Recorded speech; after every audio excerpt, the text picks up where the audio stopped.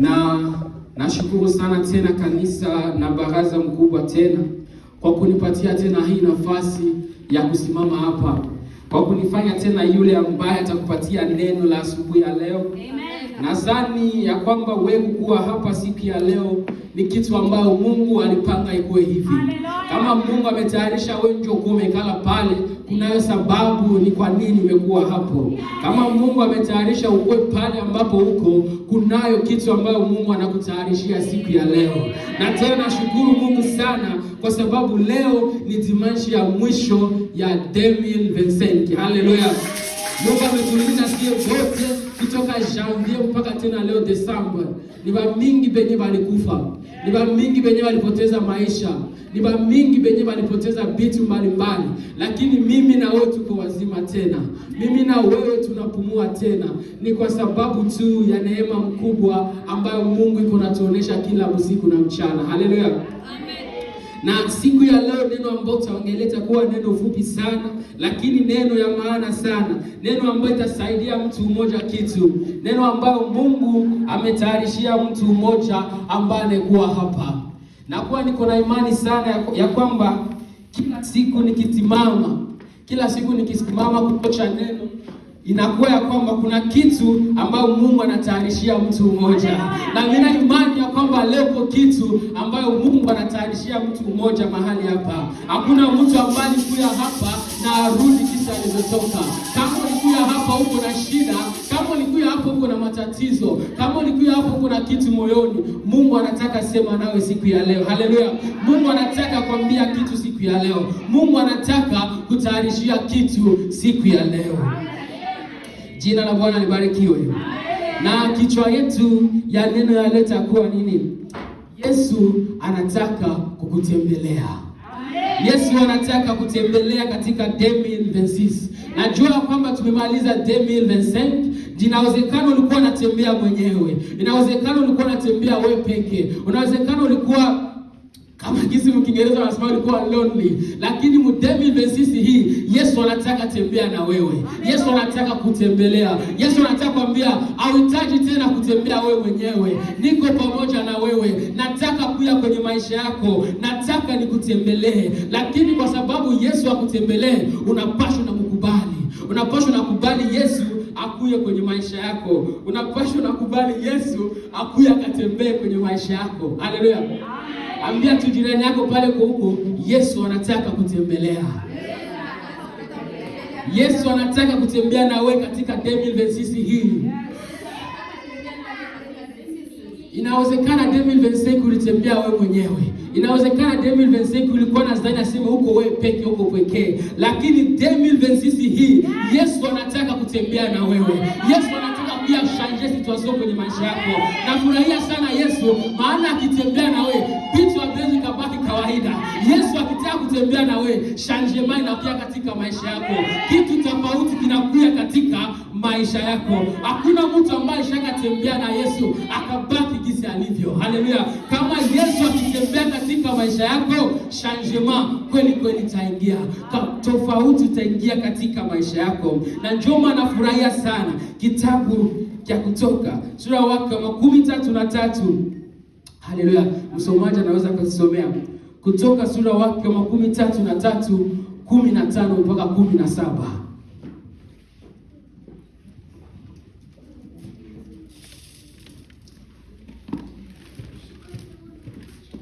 Kitabu cha Kutoka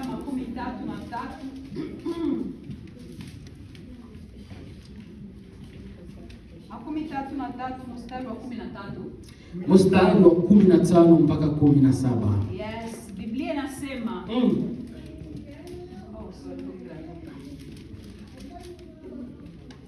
17, Biblia inasema 15.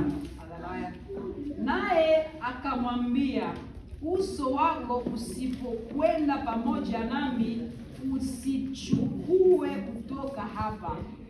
16, kwa maana itakujulikaniaje kuwa nimepata neema mbele zako mimi na watu wako? Sio kwa sababu unakwenda pamoja nasi, hata mimi na watu wako tutengwe na watu wote walio juu uso wa nchi? Haleluya. 17. Bwana akamwambia Musa, nitafanya na neno hili ulilolinena, kwa maana umepata neema mbele zangu, nami na kujua jina lako. Amen. Haleluya, haleluya, haleluya. Amen. Historia hapa iko naongelea wakati Mungu anatuma Musa. Mungu anaambia Musa, uende ukawaokoe wana wa Israeli. Haleluya. Uende ukawaokoe wana wangu ambao na ukawabebe nchi ya Kanaani, nchi ambayo mimi nimeahidi baba zao. Lakini Musa akasema nini? Itawezekana aje niende kama wewe hautufuate? Kama wewe hautembee na mimi, siwezi nikaenda. Haleluya. Nataka mtu mmoja wa kusema hivi, Mungu kama uende na mimi 2026, siwezi nikaingia. Naenda aje katika ile nchi kama haukwenda mimi? Naingia katika mwaka mpya kama hautembee na mimi. Musa alisema, Baba, itawezekanaje niende kama wewe hautembee na mimi? Haleluya. Je, kunaye mtu ambaye anataka Mungu akaende naye katika mwaka mpya? Kunaye mtu ambaye anataka Mungu akaingie naye katika 2026 hapa? Nilisema tena, Mungu akiingia katika maisha yako, Yesu akitembea na wewe, changement inakuja kwenye maisha yako. Kunaye mtu ambaye anataka tofauti kaingie kwenye maisha yake siku ya leo? Kunaye mtu ambaye iko tayari tofauti ikaingie kwenye maisha yake? Na ndio maana mwanamke mwenye kuvuja damu siku mingi alikuwa akivuja damu, lakini tu siku moja wakati Yesu alimtembelea, wakati Yesu alitembea katika nchi hiyo, pale mwanamke huyo akapona. Kwa nini? Kwa sababu Yesu aliingia katika nchi hiyo, kwa sababu Yesu aliingia katika maisha ya mtu huyo, kwa sababu Yesu akikuja hauwezi ukabaki sawa sawa, tofauti inakuja inaingia kwenye maisha yako. Nafurahia sana neno ambalo nasema anakushika mkono, anakupanda kwenye mkono wako wa kuume. Hauhitaji tena ukakue pekee, kwa sababu Mungu akikuwa pamoja na wewe, tofauti inaingia. Yesu akitembea pamoja na wewe, ndugu yangu, hautabaki tena kawaida. 2026 tuko naenda ianza, lakini wale ambao wataingia ni wale ambao wanasema, Yesu, nataka kutembea pamoja nawe, nataka ukanishike mkono. Sitaki nitembee peke yangu, hapana. Sitaki niende nikiwa pekee, nataka niende nikiwa na wewe kwenye maisha yangu. Nataka niende ukinishika mkono, kwa sababu najua ukinishika mkono, hata maadui wakuje, hata maadui wakuje atoke huku na huku, hawataniweza. Anasema watakuchimbia shimo, lakini watadumukia ndani wenyewe, kwa sababu kama Yesu yuko pamoja na wewe, hakuna kitu ambacho kinaweza kukuoza. Ndugu yangu, jina la Bwana libarikiwe. Ambia ndugu yako, Yesu anataka kutembea na wewe. Yesu anataka kutembelea ndugu yangu. Wewe ambao uko hapa siku ya leo, Yesu anataka kuenda na wewe katika 2026. Yesu anataka kuleta changement katika maisha yako. Yesu hataki kubakie vile ulivyo, hapana.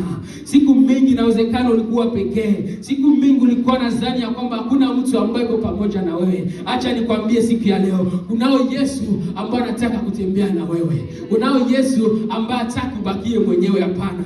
Kunao Yesu ambaye anataka kuleta changement katikati ya maisha ya mtu mmoja siku ya leo.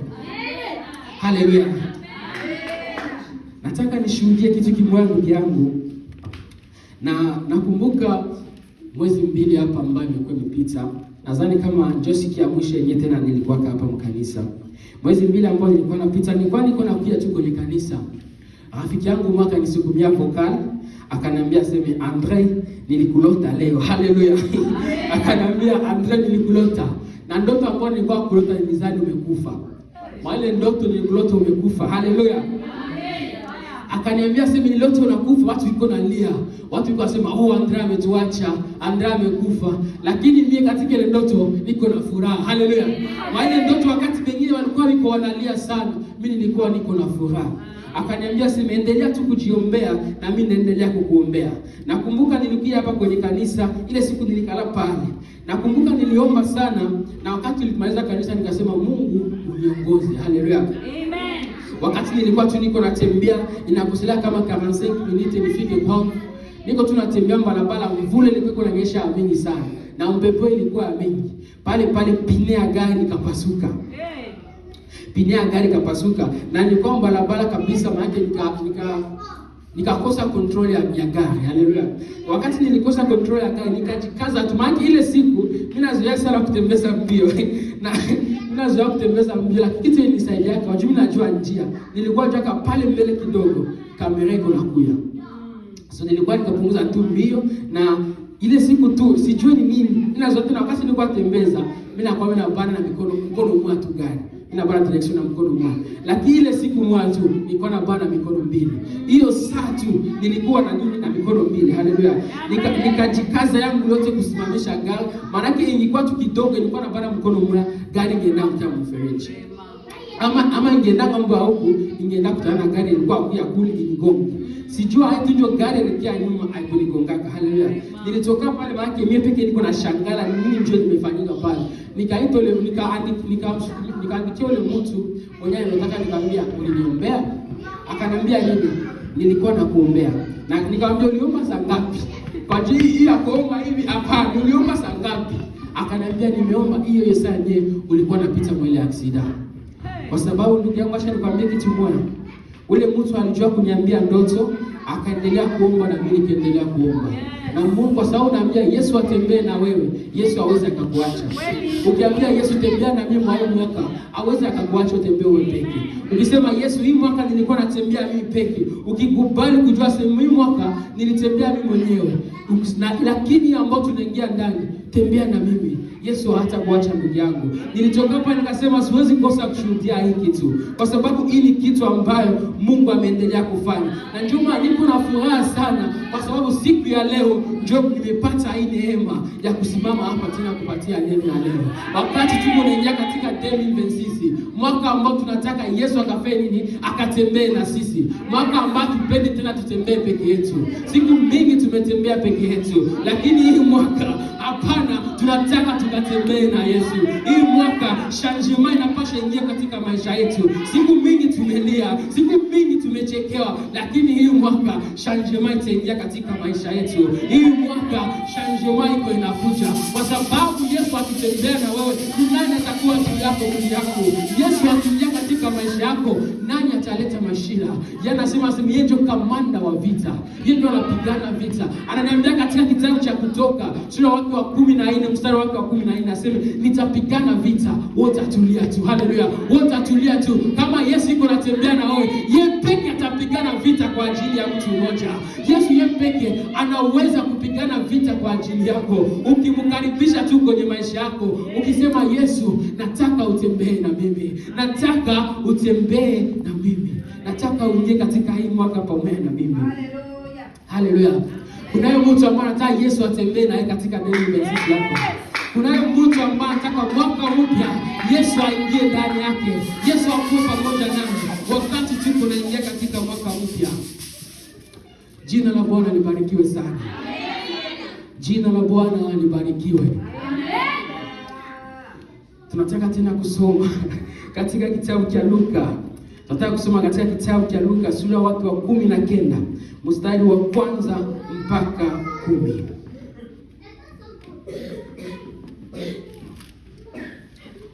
Luka 19 mstari wa 1 mpaka 10. Luka 19.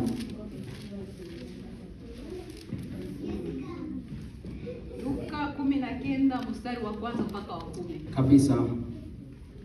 Kichwa ya neno nasema Yesu na Zakayo. Moja, naye alipoingia Yeriko alipata katikati yake. Alipita katikati yake. Mbili, natazama palikuwa na mtu jina lake Zakayo, mkubwa mmoja katika watoza ushuru, naye ni tajiri.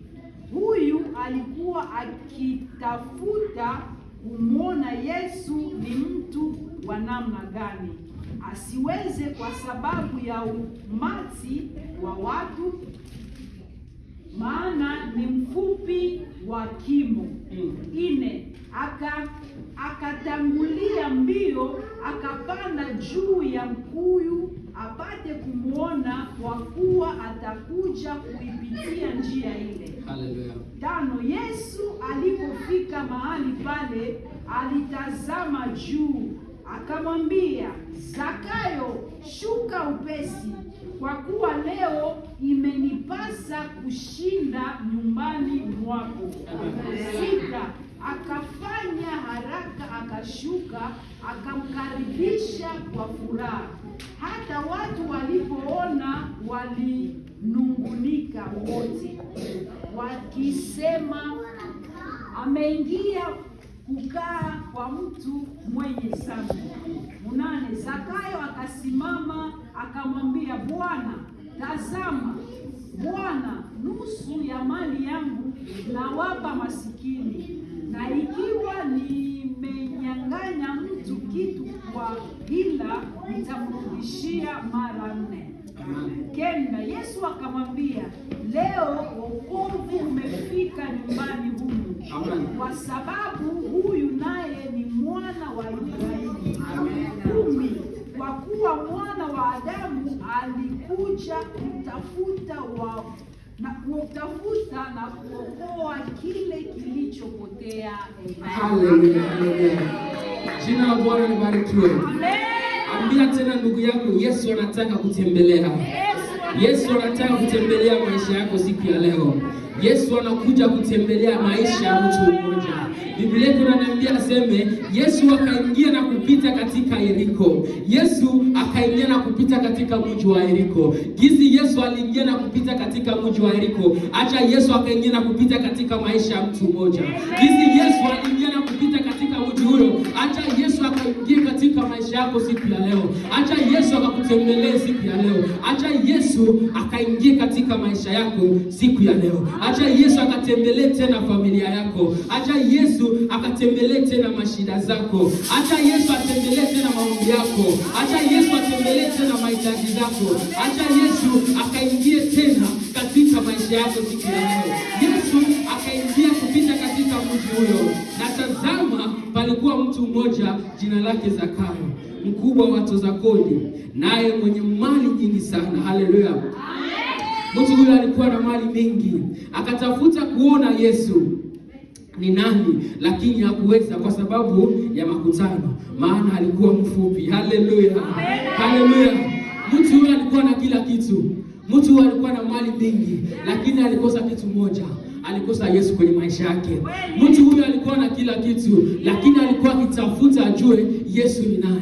Inawezekana watu walikuwa wakisema Yesu ni profete, Yesu ni nabii, Yesu ni nani, Yesu ni mwana wa Mungu, lakini yeye pekee alisema inanifaa na mimi nikamwone, inanifaa naye akaingie katika maisha yangu, inafaa Yesu naye akanitembelee. Alijua Yesu alikuwa akipita katika mji huu. Haleluya. Yesu alikuwa akapita, lakini ndugu huyu wakati kuna kila kitu, alijua Yesu anataka amjue.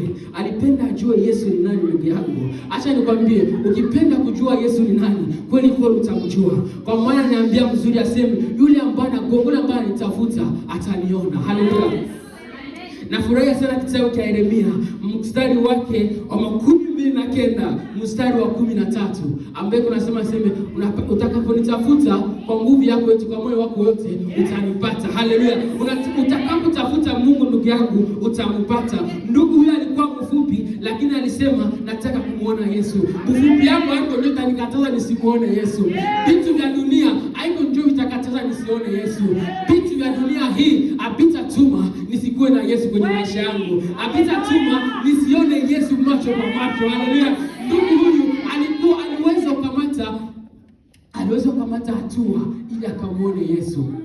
Alipenda sana kukamata hatua ili akamuone Yesu. Aliona kuna kila kitu, lakini akajua hapana, hivi vitu vyote ni vya kupita. Hivi vitu vyote havitanifaa. Ule ambao nahitaji akiwa katika maisha yangu, hivi vitu vyote vingine nitavipata. Haleluya. Kwa maana ukikuwa na Yesu ndugu yangu, kila kitu kyote kitakuwa sambamba. Haleluya. Kila kitu kyote kitakuwa vizuri. Yeye ana uwezo wa kutengeneza njia yako ndugu yangu. Ana uwezo wa kukuongoza. Ana uwezo wa kutoboa njia pale ambapo hapana njia. Ana uwezo wa kufungua njia pale ambapo alikuwa panafunga. Pale ambapo wengine walikuwa nadhani aseme hautapita. 2026 hii kama uko na Yesu una uwezo wa kupita pale. Kwa maana kama uko pamoja na wewe pale kwenye hakuna njia, njoo kwenye anatia kukulia njia. Pale ambapo wengine wanadhani haiwezekani tena, njoo kwenye anakuja nafanya pana inawezekana. Haleluya. Nafurahi sana kitabu moja katika kitabu cha Zaburi sura wake wa 13 mstari wake wa 5. Iko nasema hivi, anakutengenezea meza katikati ya maadui zako. Haleluya. Wakati maadui wanajaa pale, wanatafuta kukuinda, wanatafuta kukuangamiza, Yesu anatayarisha meza yako. Yesu anasema utakala pale na utakula na wataona na watashuhudia. Haleluya. Hii temu sisi kama ukitembea na Yesu una uwezo wa kushuhudia.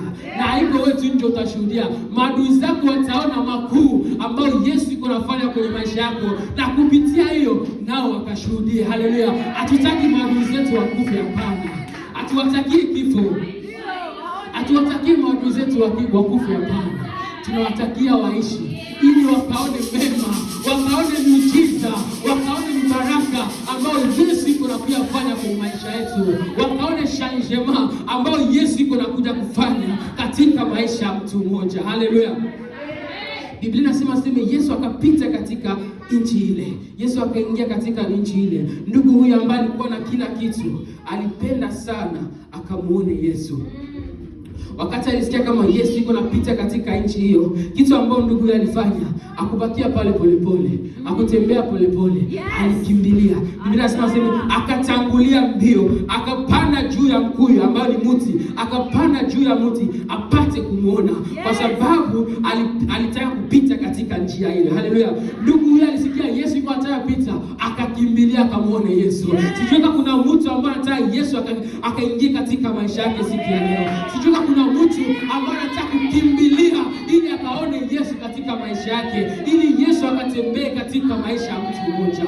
Ndugu yule alikimbia mbio, akupenda kutembea polepole, hapana. Akupenda kutembea polepole, akakamata akapanda juu ya mti. Akasema watu hawa hawatatuma nisimuone Yesu. Yes. Mashida hizi hazitatuma nisimuone Yesu. Matatizo haya hayatatuma nisimuone Yesu. Nitakimbilia, kama ni kupanda mti, nitapanda mti ili nikamuone Yesu. Kama ni kukamata hatua ambayo sijakamataka maisha yangu, nitaikamata katika mwaka huu ili nikamuone Yesu. Ili Yesu akakuwe katika maisha yangu, ili Yesu akatembee pamoja na mimi. Kama nikamata kitu, nikufanya kitu ambacho sijafanyaka, nitakifanya. Kwa sababu gani? Yesu akatembee katika maisha yangu. Yesu anapita katika maisha ya mtu mmoja siku ya leo. Yesu anapita katika kanisa letu siku ya leo. Yesu anataka kutembelea mtu mmoja. Yesu anataka kupita katika maisha ya mtu mmoja. Amen. Yesu anasema, Biblia inasema ndugu huyu wakati aliona akakimbia njoo mbio. Nafurahia sana kwa sababu ndugu huyu akupenda kutembea polepole. Kabisa. Akupenda kutembea polepole. Yes. Nafurahia tena akuacha watu ambao ni barefu kumshinda, watume wasimuone Mungu. Yes. Aliona watu ni barefu, lakini akakimbilia akapanda mti, akamata hatua yenye hakuna mtu mwingine aliweza kukamata. Akamata hatua ambayo watu walikuwa pale abakuwazia yako, lakini kwa sababu alikuwa anapenda kumuona Yesu, kwa sababu alikuwa anapenda ajione Yesu ni nani. Biblia inasema akapanda mti ule. Haleluya. Mstari wa 5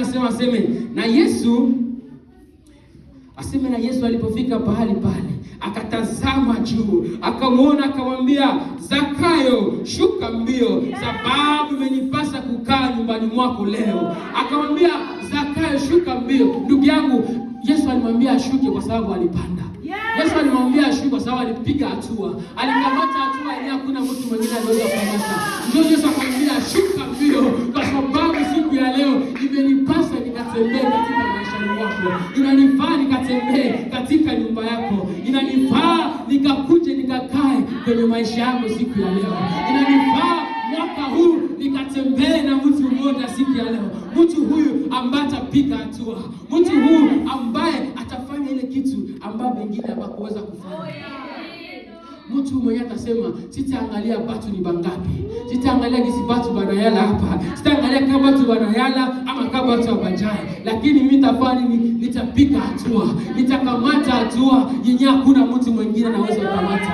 Ili Yesu akaingie katika maisha yangu. Biblia inasema Yesu akamwambia Zakayo, shuka tena, shuka upesi, maana nimekuja siku ya leo ili nikatembee katika nyumbani mwako. Yesu anakuja leo ili akatembee katika katika maisha ya mtu mmoja. Yesu anakuja siku ya leo ili akasemezane na mtu mmoja. Yesu anakuja siku ya leo ili mtu mmoja akamuone mahali hapa. Ili Yesu anasema hataki kutembea peke yako. Hauhitaji tena kutembea peke yako ndugu yangu. Hauhitaji tena. Yesu akitembea katika maishani mwako, tofauti inakuja. Haleluya. Biblia inaniambia sema Bartimayo alikuwa mtu ambaye alizaliwa ni kipofu. Bartimayo alikuwa unake maishani mwake wote. Bartimayo alikuwa maisha yake yote ni giza. Lakini siku moja alisikia Yesu anatembea. Alisikia Yesu anafanya nini? Anatembea katika nchi hiyo. Wakati alisikia Yesu anatembea, Bartimayo kusema akunyamaza, hapana. Alisikia Yesu akasema nini? Yesu, mwana wa Daudi, unirehemu. Akamuita. Wakati aliita, Yesu akasikia kunaye mtu ambaye anataka kuniita siku ya leo. Kunaye mtu ambaye anataka niingie kwenye maisha yake siku ya leo. Kunaye mtu ambaye ananikaribisha kwenye maisha yake katika mwaka huu. Kunaye mtu ambaye hapendi kutembea mwenyewe tena. Haleluya. Bartimayo akafanya nini? Akaita Yesu. Akasema, mwana wa Daudi, Yesu, unirehemu tena. Yesu, kuja tena maishani mwangu. Yesu, shuka tena. Yesu, kuja tena nikakuone. Yesu, onekana tena kwenye maisha yangu. Haleluya. Bartimayo alisema, mwana wa Daudi, unirehemu. Yesu akasema nini? Unataka nikufanyie nini? Haleluya. Ni kwa nini? Kwa sababu alimuita Yesu. Kwa sababu alimkaribisha Yesu. Alipenda Yesu akaingia kwenye maisha yake. Na kama ndugu yangu, ukipenda Yesu aingie kwenye maisha yako siku ya leo, anakuambia hivi, unataka akufanyizie nini? Kwa sababu kama iko pamoja na wewe, kila kitu changement inakuyaka tu. Kila kitu kitakuwa vizuri. Kile kitu ambacho kilikuwa kinavunjika, kile kitu ambacho kilikuwa kiwezekane tena, kile kitu ambacho kilikuwa akitengemane tena, Yesu ana uwezo wa kukitengeneza kwenye maisha yako. Yesu ana uwezo ya kufanya changement kwenye maisha yako ndugu yangu. Yesu akamwambia, unataka nikufanyie nini? Yesu akamwambia Bartimayo, unataka nikufanyie nini? Bartimayo aliweza kusema nataka kuona. Ni kwa nini? Kwa sababu kwanza Yesu alikia kwenye maisha yake. Kwa sababu kwanza alimuita Yesu. Alimlalamikia. Pale palikuwa watu wa mingi. Watu walikuwa sana pale wa mingi. Lakini mtu mmoja ambaye analalamika sana, mwenye analalamika kushinda wengine, sauti yake kasikilika kwa Yesu. Kwa nini? Alijua kulalamika. Alilalamika kwa ukweli. Yesu akamsikia. Yesu akasikia, hapana, kuna mtu ambaye ameniita. Kuna mtu ambaye ameniita kwa ukweli. Kuna mtu ambaye ananiita kwa moyo wake wote. Kuna mtu ambaye anataka kutembea na mimi. Kuna mtu ambaye amechoka kutembea mwenyewe. Kuna mtu ambaye hapendi tena kutembea mwenyewe katika hii mwaka. Haleluya. Yesu anataka umwite, lakini ukimwita tu kawaida kama kila mtu mwingine hatakuja. Anakuja tu kwa ule mtu ambaye anamuita kwa ukweli. Ule mtu ambaye anafungua moyo wake, anataka Yesu akaingie ili akalete tofauti kwenye maisha yake. Haleluya.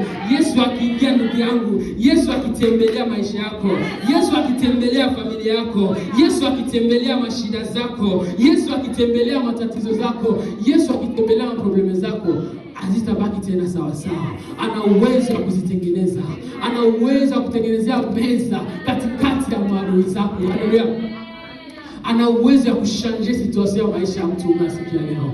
Yesu ana uwezo ya kushanje situation ya maisha ya mtu mmoja. Ule mtu ambaye anamuita. Ule mtu ambaye anamhitaji. Ule mtu ambaye anasema, mwana wa Daudi, niko hapa, unirehemu. Haleluya. Biblia inaniambia sema Yesu akamwambia Zakayo, Zakayo, shuka upesi. Usishuke polepole, hapana. Shuka upesi, kwa sababu niko nakuja kwenye maisha yako siku ya leo. Niko nakuja kwenye nyumba yako siku ya leo. Niko nakuja kutengeneza vitu kwenye maisha yako. Niko nakuja kuleta changement juu ya maisha yako mwaka huu. Vitu havitabaki tena kawaida. Haleluya. Ukishuka kidogo mstari wa 6, Biblia inasema Zakayo akashuka upesi, akampokea kwa furaha.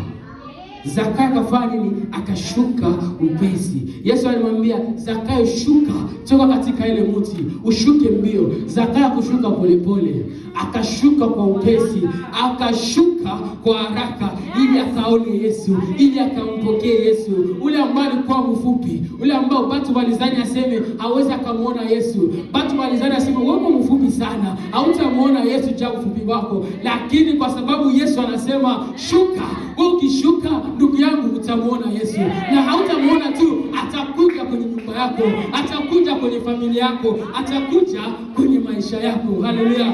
Ndugu huyu akashuka na kumpokea Yesu kwa furaha. Wakati walipoona wote wakanungulika wakisema, ameingia kwa mtu mwenye dhambi. Zakayo akasimama akamwambia, Bwana, tazama Bwana, nusu ya mali yangu ninawapa maskini, na kama nimetoa kitu cha mtu kwa kumsingizia uongo, ninamrudishia mara 4. Yesu akamwambia, hakika leo wokovu umefika nyumbani hii, leo wokovu umeingia kwenye nyumba yako, kwani yeye naye ni mwana wa Abrahamu. Zakayo akasimama akamwambia, tazama Bwana, nusu ya mali yangu yote ninawapatia watu. Kama nimewewa kitu cha mtu ninawapa. Kama Yesu akiingia kwenye maisha yako, changement inakuja, mabadiliko inakuja. Hautapenda tena vitu vya dunia, hautapenda tena vitu vya dunia ndugu yangu, kwa maana ndani ya Yesu kuna kila kitu. Na mmoja anasema ndani ya Yesu kuna raha. Haleluya!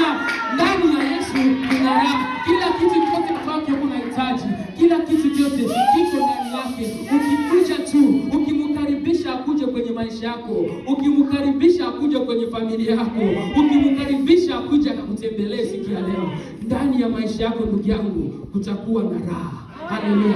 Kwa sababu ndani ya Yesu kuna raha. Amen.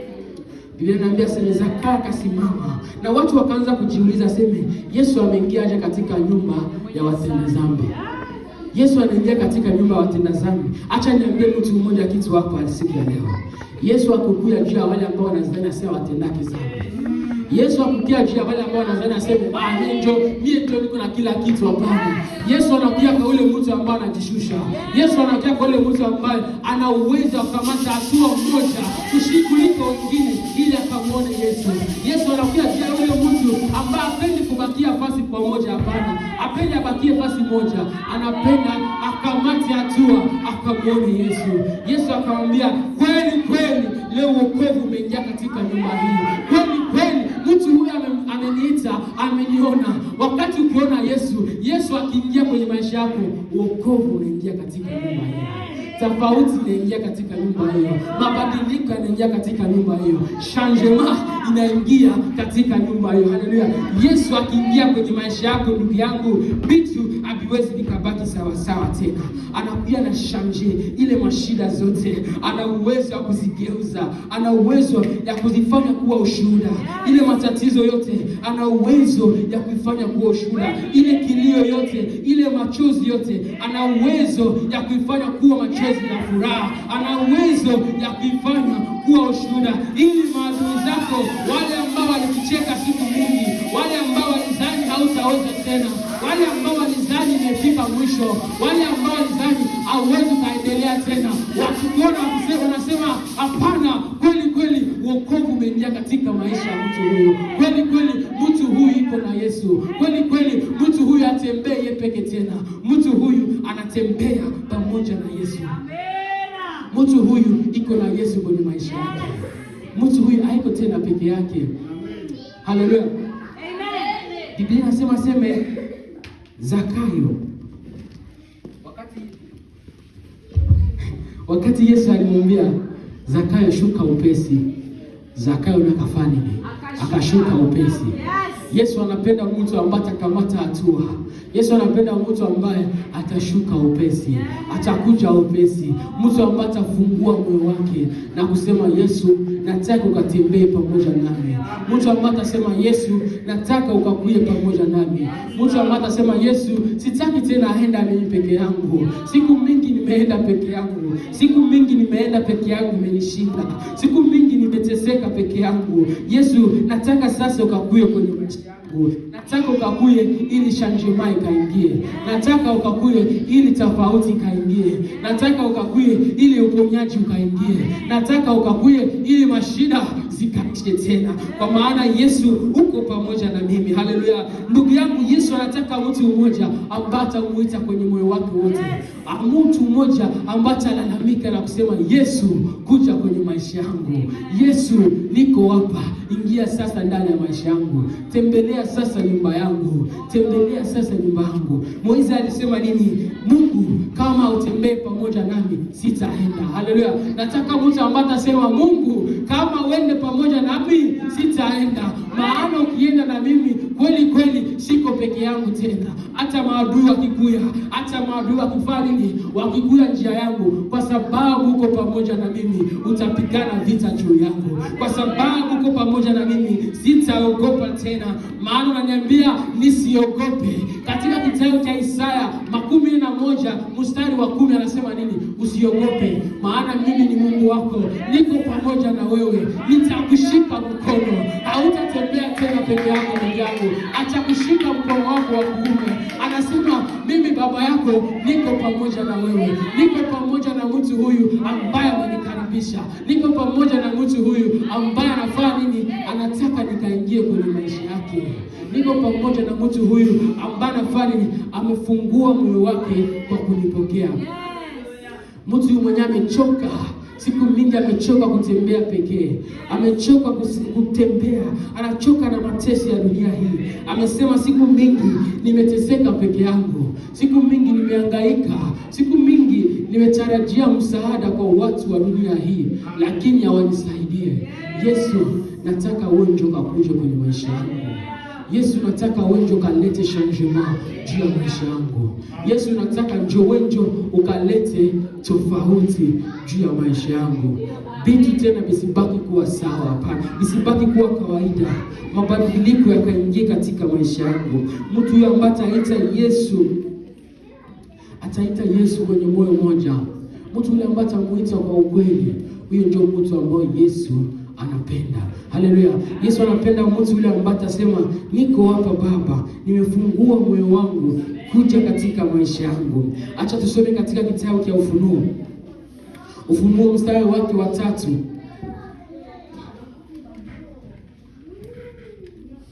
Ufunuo 3 mstari wake wa 12.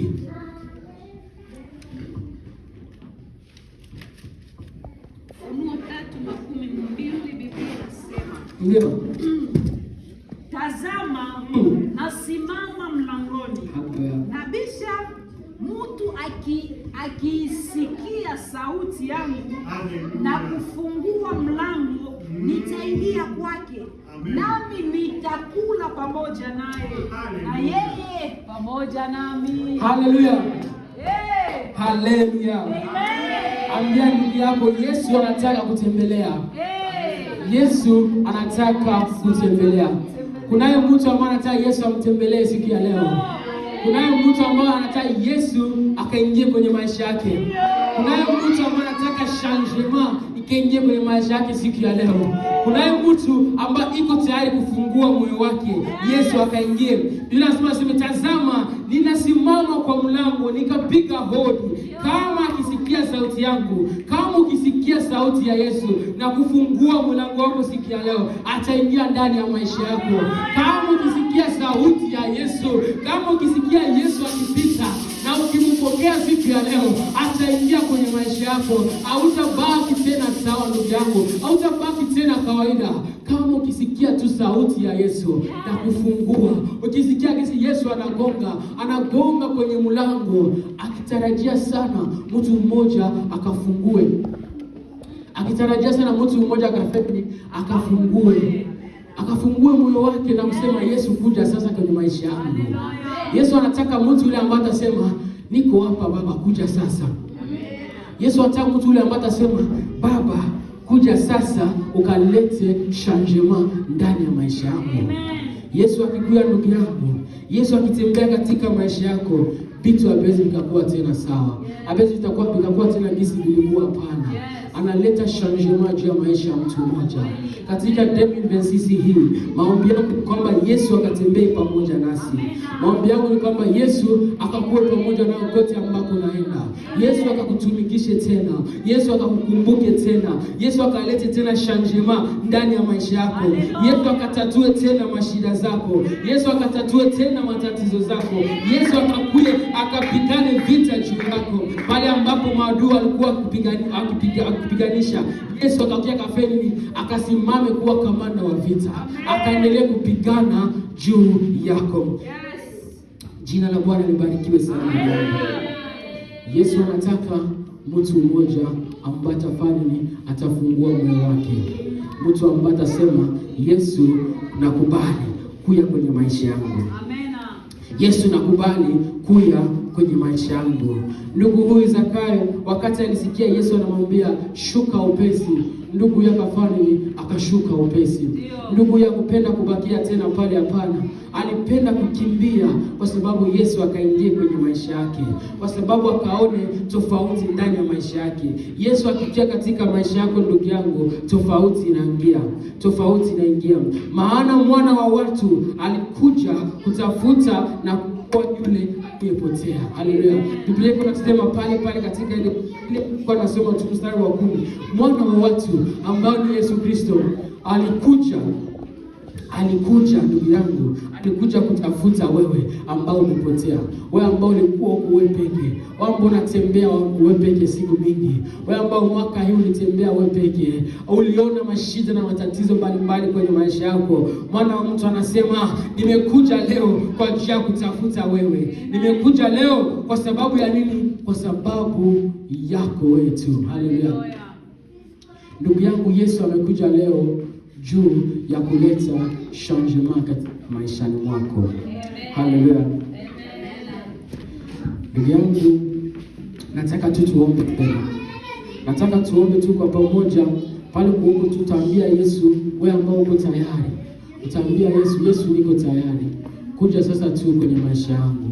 Wewe ambao unapenda tu kufungua moyo wako, utafungua moyo wako, tutaomba kwa pamoja tu ndugu yangu.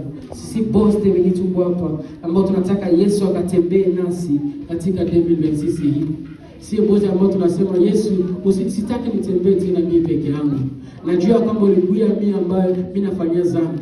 Ulikuja mimi ambaye mimi nafanya makosa kila siku, lakini mwaka huu nataka kutembea pamoja na wewe. Mwaka huu sitaki tena tembea peke yangu. Nataka wewe Yesu ukue ndani ya maisha yangu. Ndugu yangu, karibu kwa maombi, tukaombe sote kwa pamoja. Mtakatifu Mungu wa mbinguni, Baba yetu uketie mahali pa juu. Yesu, tuko hapa tena muda kama na huu tena. Yesu, nimekuja hapa na mama zangu, dada zangu, kaka zangu, ndugu zangu waliokuwa hapa Baba. Tunataka Mungu mwaka huu Yesu ukatembee tena pamoja nasi. Mwaka huu Yesu tusingelitembea tena peke yetu. Siku mingi tumetembea peke yetu, lakini mwaka huu Baba, acha sasa tutembee pamoja na wewe. Acha sasa ukatembee pamoja nasi tena Yesu. Tembea pamoja nasi Baba, tunakuomba. Tuko hapa Baba tukifungua mioyo zetu. Niko hapa na ndugu huyu, mama huyu, baba huyu ambaye amefungua moyo wake Yesu, ambaye ametaka sasa Bwana ukatembee pamoja naye. Ndio muda huyu Bwana, acha sasa wewe peke ukashuke na kutembea nasi. Acha sasa wewe peke ukashuke na kukamata hatua ndani ya maisha yetu. Tunahitaji Roho wako Mtakatifu anayekuwa mwongozi mwema akaendelee kuwa juu yetu. Tunahitaji wewe peke Yesu Kristo unayekuwa kamanda wa vita, ukiendelea sasa kupigana vita juu ya maisha yetu. Hatutaki 2026 hii ikuwe kama 2025. 2026 hii itakuwa ya ushuhuda. 2026 hii itakuwa ya ushuhuda. Kilio chetu kitakuwa kicheko cha furaha. Machozi yetu yatakuwa ya ushuhuda katika jina la Yesu Kristo. 2026 hii itaendelea kuwa ya tofauti. Haitakuwa tena sawa sawa. 2026 hii itaisha na ushuhuda juu ya maisha ya mtu mmoja hapa. 2026 hii itaisha na changement juu ya maisha ya mtu mmoja hapa. Mtu huyu ambaye amekuwa amelia siku mingi, mtu huyu ambaye amekuwa amehangaika siku mingi, mtu huyu ambaye ameteseka siku mingi. 2026 hii Baba, tunashukuru jina lako, maana Mungu uko na pia kushanje situation, maana Mungu uko na pia leta tofauti ndani ya maisha ya mtu mmoja. Asante Yesu Kristo, katika jina la Yesu Kristo tunaomba hivyo Baba yetu tukiamini, amen. Haleluya. Ndugu yangu, mbele ya Mungu hii, acha neno hili likae kwenu na kwangu, na Mungu awabariki.